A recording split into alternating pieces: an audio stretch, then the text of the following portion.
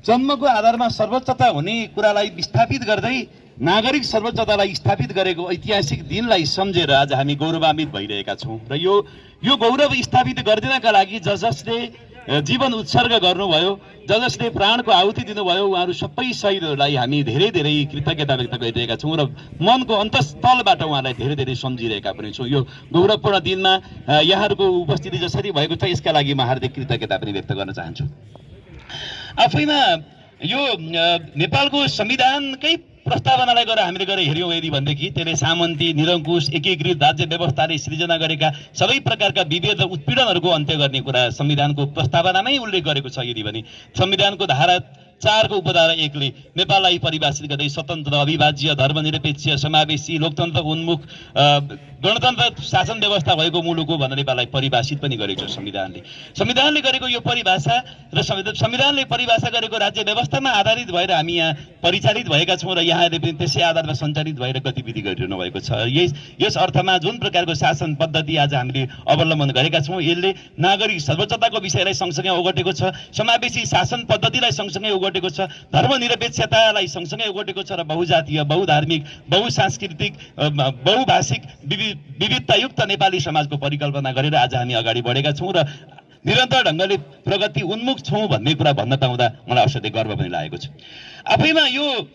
पछिल्ला दिनहरूमा हामी कहाँ राजनीतिक परिपक्वता कसरी विकास हुँदै गएको छ र हामी राजनीतिक ढङ्गले कसरी परिपक्व हुँदैछौँ भन्ने कुरा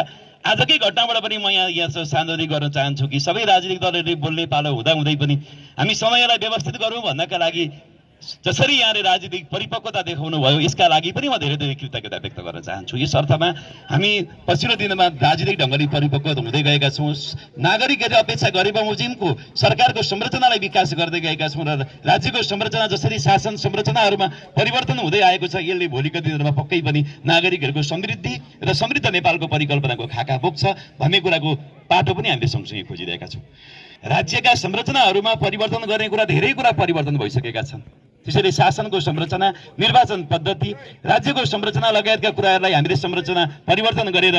सङ्घीय मोडलमा रूपान्तरण गरेर सङ्घ, प्रदेश र स्थानीय तहमा जसरी संविधानको धारा 58ले हामीलाई परिकल्पना गरेको छ यहाँसम्म हामी कहाँ आइपुग्दाखेरि राज्यको परिकल्पना, राज्यको संरचनाका पाटोमा हामी एक ढङ्गले संस्थागत भइसकेका छौँ। परन्तु राज्य संरचनाका विकल्प र राजनीतिक परिवर्तनका अन्य धेरै मोडलहरू हुन सक्छन्। राज्यको संरचना र शासन पद्धतिका अरू धेरै विकल्पहरू हुन सक्छन्। शासन पद्धतिका विकल्पहरूको बारे हामी छलफल गर्न सक्छौँ, तर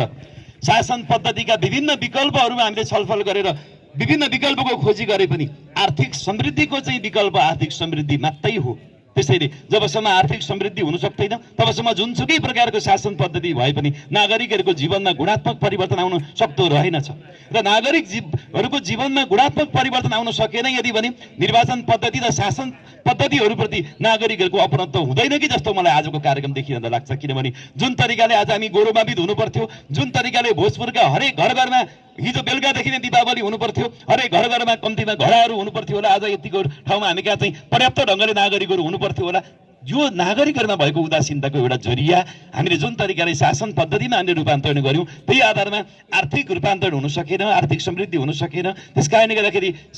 नागरिकहरूको अपनत्व कम भएको हो कि जस्तो लाग्छ। त्यसैले शासन पद्धतिका अरू विकल्पहरू हुन सक्लान् तर आर्थिक समृद्धिको विकल्प आर्थिक समृद्धि नै हो। त्यसैले अबका दिनहरूमा विगतका दिनहरूमा जसरी शहीदहरूले बलिदान दिएर हामीलाई राजनीतिक परिवर्तन गरेर जन्मको आधारमा हुने सर्वोच्चतालाई, नागरिक सर्वोच्चतालाई स्थापित गरेर जनतालाई राज्यको मालिक बनाइनु भएको छ, यो कुरालाई गौरवको रूपमा ग्रहण गर्दै अबको दिनमा आर्थिक समृद्धि, विकास र परिवर्तनका लागि हामीहरू सँगसँगै जानुपर्ने अवस्था छ। यसका लागि हामी सबैजनाको कटिबद्धता रहन्छ भन्ने विश्वास गर्दै आज जसरी यहाँ चाहिँ विपद पछाडिको लागि चाहिने पूर्व तयारी र सिमुलेसन गरिदिनु भयो यसका लागि सबै सुरक्षा निकायका साथीहरूलाई कृतज्ञता व्यक्त गर्दै यहाँहरूको गौरवपूर्ण उपस्थितिका लागि धेरै धेरै आभार प्रकट गर्दै आगामी दिनहरूमा यहाँहरूको यस्तै